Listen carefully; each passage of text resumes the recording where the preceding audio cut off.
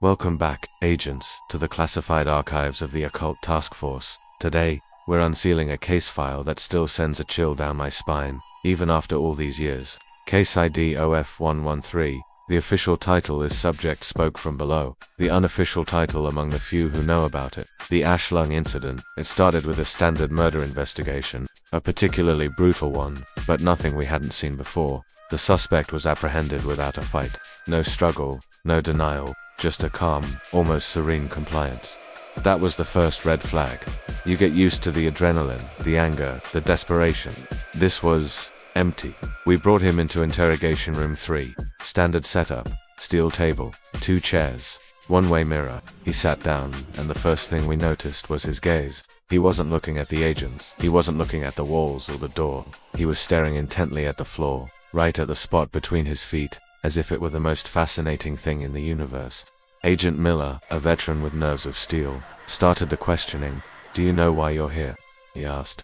The suspect didn't even blink. He just kept staring at the floor. Miller tried again, a bit louder this time. "We have witnesses. We know what you did." Silence, the kind of silence that feels heavy, like it's pressing in on you. The suspect finally opened his mouth, but his voice, it wasn't his. It was deeper, guttural, and seemed to resonate from his chest in a way that felt physically wrong, and he didn't look up.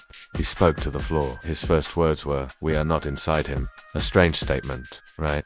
We thought maybe he was dissociating, referring to himself in the third person. Miller leaned forward, trying to make eye contact. "We? Who is we?" The suspect's lips curled into a slight, unsettling smile.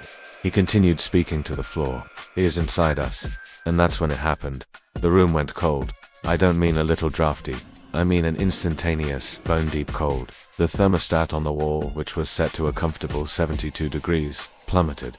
We watched the digital display drop 65, 58, 50. It finally stopped at 41 degrees Fahrenheit. Condensation started forming on the one-way mirror. You could see your breath in the air.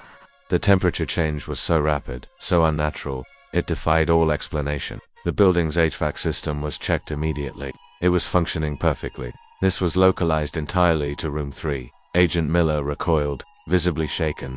Even through the distorted glass, we could see the goosebumps on his arms. But the suspect seemed completely unaffected.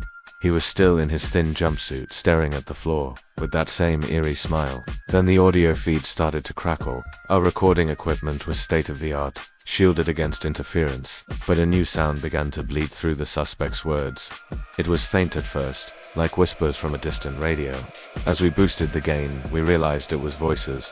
Multiple voices, all speaking at once, overlapping and chaotic. Our linguistics analyst was patched in. Her face went pale. "It's Latin," she said, her voice trembling, "but it's backward. They're speaking in reverse. Think of it like playing a record in the wrong direction, but with the cadence and grammar of a dead language." It was a linguistic impossibility, and it was being broadcast into our interrogation room from an unknown source. The suspect's own voice was getting stronger, deeper. He was still speaking in English, but his words were becoming more fragmented, more arcane. He started talking about a vessel and a gateway, about the kingdom of soot and shadow. It was a torrent of nonsensical, terrifying prose. And all the while, those backward Latin whispers grew louder and louder, until they were almost drowning him out. The suspect's body began to shake. Not a violent convulsion, but a low, steady vibration, as if a powerful engine was revving up inside him. His eyes, still fixed on the floor, rolled back into his head until only the whites were visible. He took a deep, shuddering breath and spoke his last words. His voice was a booming chorus now, as if a dozen people were speaking through his mouth at once. "The floor is a ceiling," and he never finished the sentence. His body went rigid. His jaw locked open in a silent scream, and then a thin plume of black dust trickled from between his lips. Then more. A steady stream of fine, dark ash began pouring out of his mouth, cascading onto the table and the floor. He slumped forward, his body completely limp, the ash continuing to flow for another 10 to 15 seconds before it stopped. The room fell silent. The backward Latin whispers vanished. The temperature, slowly, ever so slowly, began to climb back to normal. The suspect was declared dead on the scene. The official cause of death was asphyxiation. The autopsy report is one of the most disturbing documents I have ever read. His lungs, which should have been filled with air, were instead packed solid with ash. It wasn't smoke inhalation. There were no signs of burning in his throat or esophagus. It was as if someone had surgically opened him up and meticulously filled his respiratory system with soot. Forensic analysis of the ash yielded no answers. It was compositionally unremarkable, mostly carbon, consistent with burned organic matter, but there was no source, no fire, no combustion. The ash had simply appeared inside him. So, what happened in that room? The official report is heavily redacted.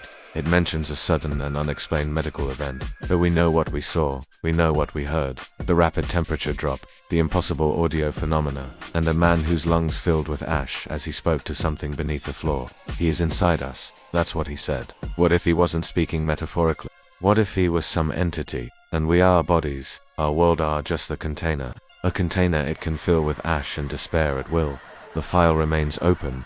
The backward Latin recordings are still being analyzed, though every linguist who works on them for too long requests a transfer. They say they start hearing the whispers when they try to sleep. Case OF113 taught us a valuable lesson. Sometimes, the most terrifying monsters aren't the ones you have to look for.